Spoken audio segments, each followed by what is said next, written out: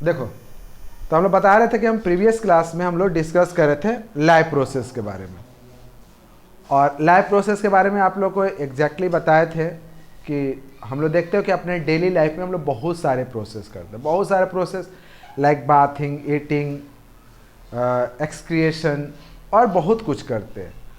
उसमें से वो सारा प्रोसेस जो हम लोग अपने डेली लाइफ में करते हैं, वो सारा प्रोसेस जो हमें ज़िंदा रहने के लिए या अपने आप को सरवाइव करने के लिए ज़रूरी है, उसको हम लोग लाइफ प्रोसेस कहते हैं।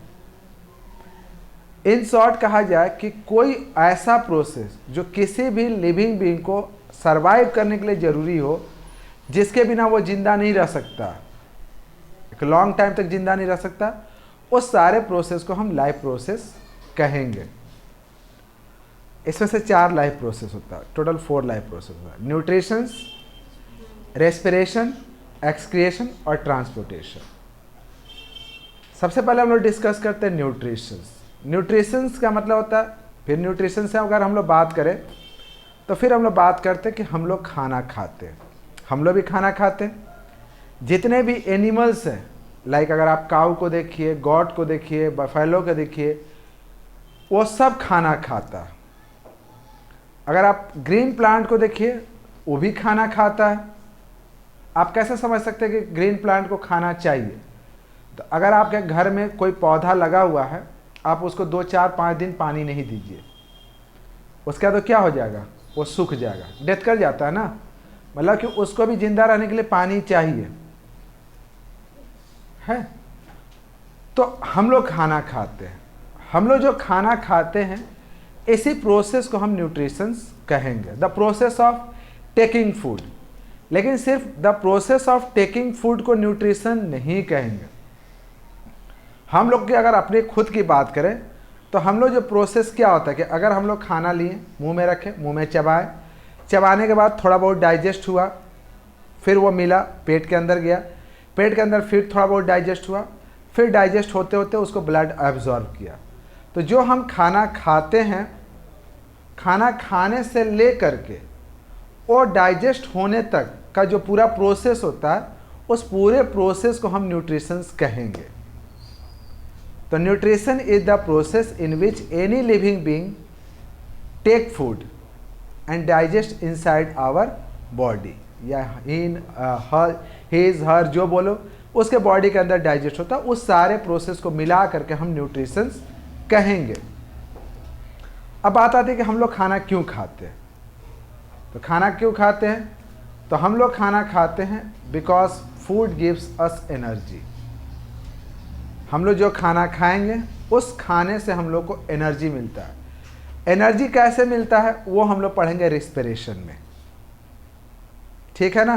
कि डाइजेस्टेड फूड मतलब फूड डाइजेस्ट हुआ, फूड लिए, खाएं, चबाएं, डाइजेस्ट हुआ, यहाँ तक का प्रोसेस न्यूट्रिशन। अब डाइजेस्टेड फूड से जो आपको एनर्जी मिलेगा वो चला जाएगा किस में? रेस्पिरेशन। तो हम लोग रेस्पिरेशन को अलग से डिस्कस करेंगे। तो फिर आया कि हम लोग खाना खाते, we eat food because food gives us energy. Why do we need energy? हमको एनर्जी क्यों चाहिए? तो we need energy because to do work. काम करने के लिए हम लोग को एनर्जी की रिक्वायरमेंट होती है। जो जितना ज़्यादा काम करता है, देखोगे वो उतना ज़्यादा खाना खाता है। एक मजदूर का खाना और एक आपका खाना, क्या दोनों इक्वल होगा? नहीं होगा, क्योंकि आपको कम काम करना पड़ता है। आपको कम काम करना पड़ता है तो आपको कम एनर्जी की ज़रूरत होगी, तो आप कम खाना खाते हैं। मजदूर ज़्यादा काम करता है, उसको ज़्यादा एनर्जी की ज़रूरत है, तो वो ज़्यादा खाना खाता है। तो ये जो खाना खाने का प्रोसेस है, उसी को हम लोग न्यूट्रिशंस कहेंगे।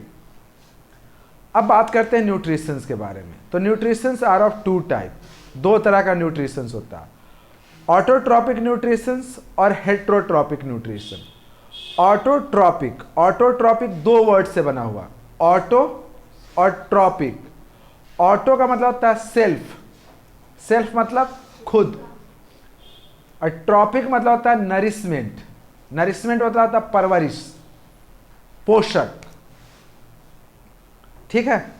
तो जो सेल्फ नरिशमेंट करे, वो सारा लिविंग बीइंग जो अपना नरिशमेंट खुद से करे, या इन शॉर्ट आप समझने के लिए समझिए कि वो सारा लिविंग बीइंग जो अपना खाना खुद बनाए, या वो सारा लिविंग बीइंग जो अपने खाने के लिए खुद पे डिपेंडेंट हो, वो किसी दूसरे लिविंग बीइंग पे डिपेंडेंट नहीं हो, उस सारे लिविंग बीइंग को हम लोग ऑटोट्रॉपिक कहते हैं।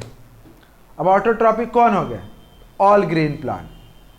तो जितने भी ग्रीन प्लांट है वो सब ऑटोट्रॉपिक होता है, और वो अपना खाना खुद से बनाता, वो अपने खाने के लिए किसी दूसरे पर डिपेंडेंट नहीं रहता। और आप सबको पता भी होगा, बहुत पहले से पढ़ते आ रहे हो, ये ग्रीन प्लांट जो है in the process of photosynthesis अपना खाना खुद से बनाता है। ऑटोट्रॉपिक में खाना कैसे बनता है, खाना बनाने का क्या क्या प्रोसेसेस होते हैं, वहाँ पर क्या क्या केमिकल रिएक्शंस होता है, वो हम लोग ऑटोट्रॉपिक के अंदर डिस्कस करेंगे।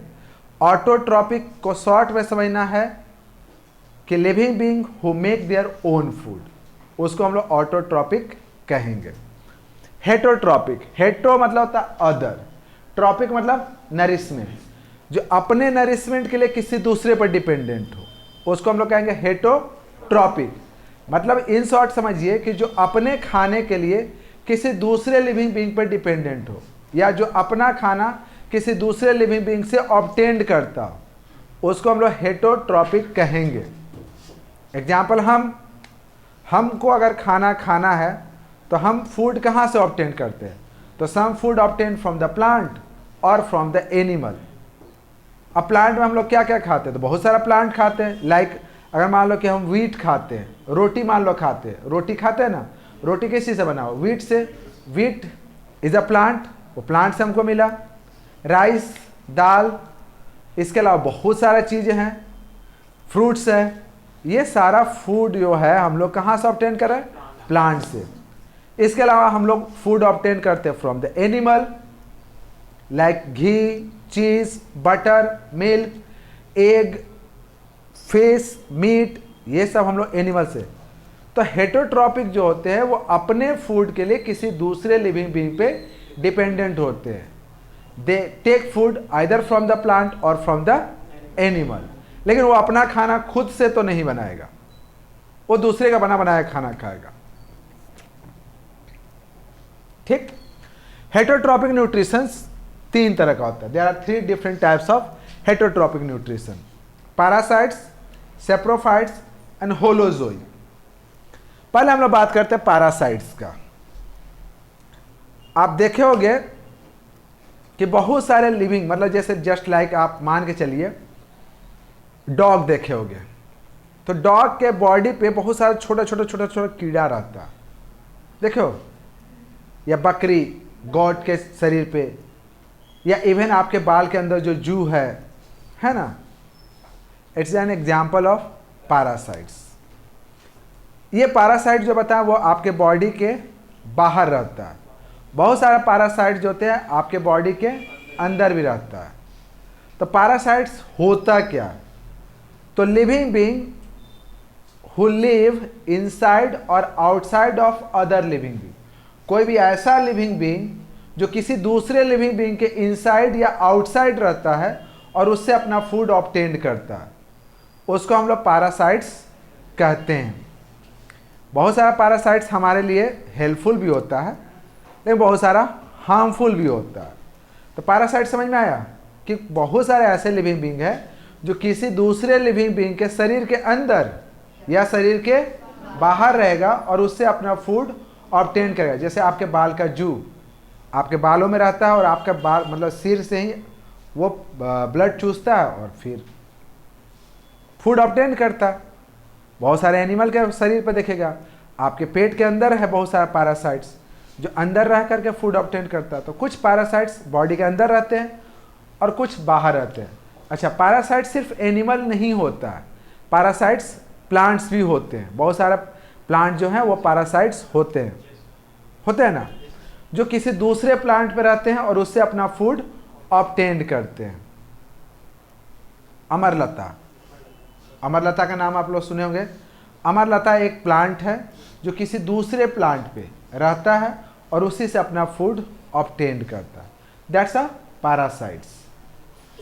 सेप्रोफाइट्स, तो इसका मतलब ये क्या हुआ कि live inside or outside of other living being, of other living being. लिखिएगा सेप्रोफाइट्स क्या होता है, बहुत सारे। अच्छा छोड़िए, आप देखे होंगे एक डॉग डेथ कर जाता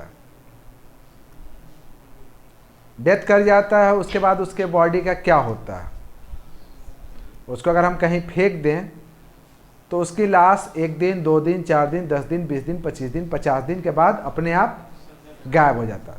आप बोले उसको शॉर्ट में सड़ने लगता, मतलब वो डिकम्पोज करता। एक कब्र के अंदर एक लाश को रखी जाती है और वो लाश क्या होता है, 1 2 4 10 दिन के बाद क्या होता है, धीरे धीरे डिकम्पोज कर जाता है। वैसे ही मान ले कि अगर हम कोई केला खाएं, केला का छिलका कहीं फेंक दिए तो कुछ दिन बाद डिकम्पोज कर जाता है।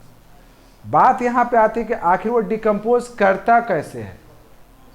तो बहुत सारे नेचुरल डिकम्पोजर है जो उसको डिकम्पोज करता। एक दूसरा सवाल, आप देखे होंगे कि हम लोग जिंदा हैं, हम लोग सब लिविंग बीइंग हैं, जिंदा हैं, लाइव कर रहे हैं, सांस ले रहे हैं, खाना खा रहे हैं, चल रहे हैं, ये सब हम लोग जिंदा हैं। अगर हम 3 दिन या 4 दिन रहें तो क्या मेरे बॉडी से स्मेल आता है? नहीं रहता, कभी नहीं आएगा। 4 दिन का, 10 दिन, 12 दिन, 20-25 पूरा जिंदगी रहेंगे शरीर से स्मेल।